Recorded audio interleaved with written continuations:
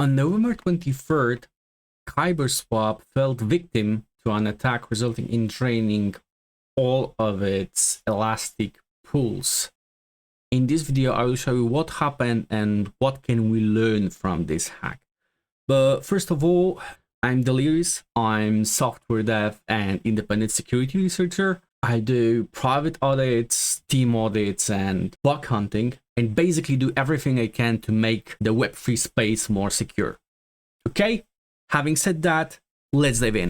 Okay, so before going into the details of this hack, let's briefly talk about concentrated liquidity AMMs. KyberSwap Elastic is a protocol which is concentrated liquidity AMM. It differs from traditional AMMs by the way that liquidity providers now can provide the liquidity only in specific price ranges that they want. For example, if current price of ETH is $1,500, the liquidity provider may decide to only provide liquidity between $1,400 and $1,600. This way, his full liquidity will not be stretched across the whole price range, but only in this specific place that he wanted to be. This actually makes his money to be more effectively allocated, giving the better yield than traditional AMM. Let's imagine, in this case, that you are discretizing this curve and you are actually creating many small pool buckets that can be used by LPs to put their price. And for example, an LP may decide, okay, I only want to provide the liquidity if it's somewhere around this place on the curve, and I don't care about all the others. That means that my liquidity will be used only if the price is in this specific spot. And to show that better, let's go slightly lower, and okay, and we'll see how it's really done. Okay, let's say that we do have these two ranges, and we have like tick 0 here and our tick 8,000. This is like, okay, this is just example. So we have like more or less half here. Okay, so it will be around 4,000. That this range means that in this range we have 1,500 DAI for 1 ETH. Okay, and this is our tick 4,000. Okay, and let's say that somewhere here we have this price. Normally, price would be somewhere here, somewhere around the middle. Very rarely it will be, you know, on the extremes. Maybe on some short-term turbulences or anything. However, in the long term, there will always be some arbitrageurs that will go on and rebalance the pool, earning some money on the price change. What concentrated liquidity protocols allow you is you being LP can say, okay, I want to provide 10 ETH in this range. And some other person goes ahead and says, okay, I want to provide 8 Ether. Now let's say that the perfectly balanced place is somewhere around here, like around this 4,000 tick. No, we have like two possibilities of the swap. One possibility is that we are not moving across ticks for the swap. That means that in the current tick, we do have enough liquidity to suffice for the swap. So that means that if Alice, for example, goes on and wants to swap 0.1 Ether for DAI, then let's say that given the amount of money in this pool, the swap will not change the tick. Then it's all good. The swap goes through and everything is fine. But let's now say that we are here just in the middle and Bobs comes and he wants to swap like 9 Ether. That would mean that we have to cross multiple ticks say that here we have 18 ETH liquidity here, okay, and we have only 10 ETH of liquidity here. So if Wops wants to swap 9 ETH, then liquidity would go from here to here. That would mean that we would have to cross multiple ticks and diminish the liquidity that is available, because here in this place we don't have 18 ETH of liquidity, but we have like only 10 ETH. So everything has to be updated, and it's actually really tricky to do good in practice. So this is more or less how it works, but I would like also to add one additional thing about ticks and how they are calculated. So what I showed you here is like very simplistic explanation of it. However, it's a bit more complex. So Chain Security did a pretty decent job in describing it in their audit of KyberSwap. So let's see how they defined it. So how do you know how to space the price between different discrete parts? This is what Uniswap v3 did.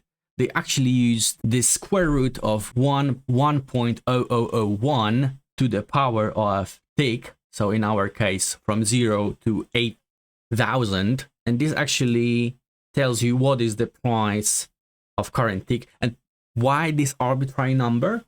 Because 0001 means like basis point. And it's way easier to perform calculations if you are using that. So as you can read here, each time that you are crossing the tick boundaries, you have to initialize the tick, and you have information about LP positions using that tick as a boundary. So you have liquidity gross, which means how much value you have. In our case, this is, for example, this. So we have our gross liquidity is 18, our 10 liquidity here is our gross. We have liquidity net, which means how much we have after crossing. So for example, if we are crossing this tick, then we change from 18 to 10. That actually means that our liquidity net is -8 because we are losing the liquidity. Okay, so now to the attack steps. The attacker first takes a flash loan. Then using the flash loan tokens, he drives the price to the desirable tick that he will use to manipulate the price. In the next step, he performs a swap to move current tick to the previous one. That should fire the liquidity net change because of the tick crossing swap. However, due to the rounding issue, the liquidity is not actually being removed. In the next step, the attacker performs opposite swap to the next tick, and because liquidity was not removed, now it's added for the second time.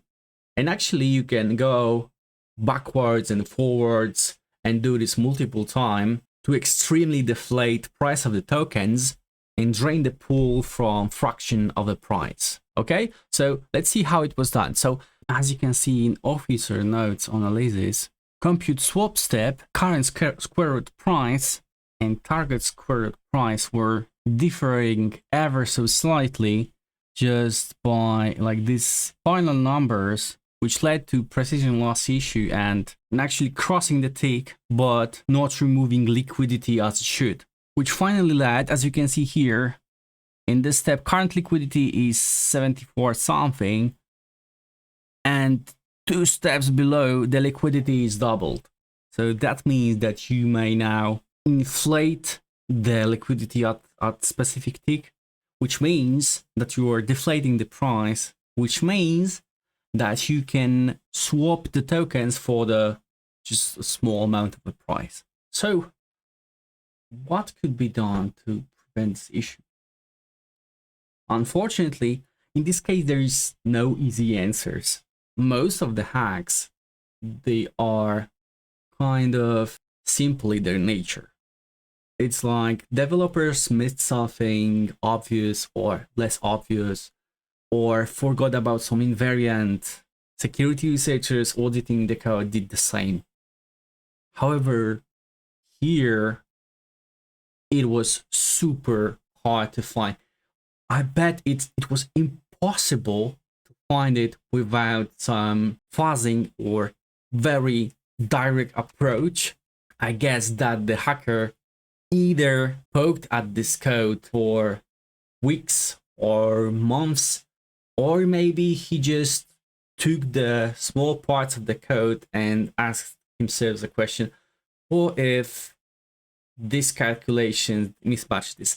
How can I cross the tick without removing the liquidity? Maybe he did some changes to the code to prove that it's possible, and then he started to dig in. Unfortunately, the security researchers don't have the luxury of spending months on one specific code part. But what could have prevented that?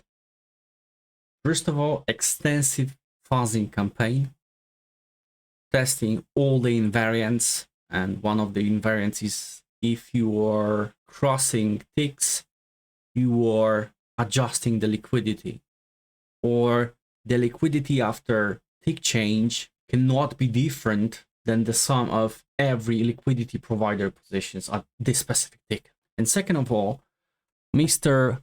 Doe Khalid made amazing point here, which is in ambient finance, what they're doing, they're explicitly checking on every step that they are inside the tick boundary if the swap quantity exhausts. But there is one additional thing I would like to raise, because there is multiple voices of people that they should have their bounty set to 100% of total value blocked, which I believe is, first of all, unrealistic, and second of all, would not change anything. First, imagine that you have a protocol that, like Kyber, that you allow other people to put money inside. And let's say that you have like 10% of TVL yearly. This is your income. Highly improbable, but let's say it is. If you offer 100% TVL to the white hat, that means if someone gets this money, you need to work like 10 years to recover from this bounty. That means that you are in the same position as though you were hacked. So this is just unrealistic. And in addition to that, I think that we have to change how we write the smart contracts, because currently nothing changes from the traditional web development, where there is the notion of build quickly, break things, iterate over them, push new versions. And additionally, we have all the tools like API gateways, proxies, iron ports, routers, virtual networks, intranets, that you cannot have any external actor reaching your internal network. We have authorization all the way around. We don't have it in Web3. We cannot have it given the decentralized nature of the blockchains for the most part. So that means that we should design our code differently, that we have to work with security researchers from day one to have like consultancy, to prepare invariants for our system, to do the proper invariance testing, to just a simple thing like write formal specification of your system yourself, learn it in week 2, a month. You don't have to hire Certora to do it for you. Hire some security researcher to have some consultancy to come up with the most secure design you can. And only then we can start talking about more audits and bigger bounty payouts. That's all from me for now. I hope you like it, and I'd like to hear your opinions. Leave them below the video, and see you next time.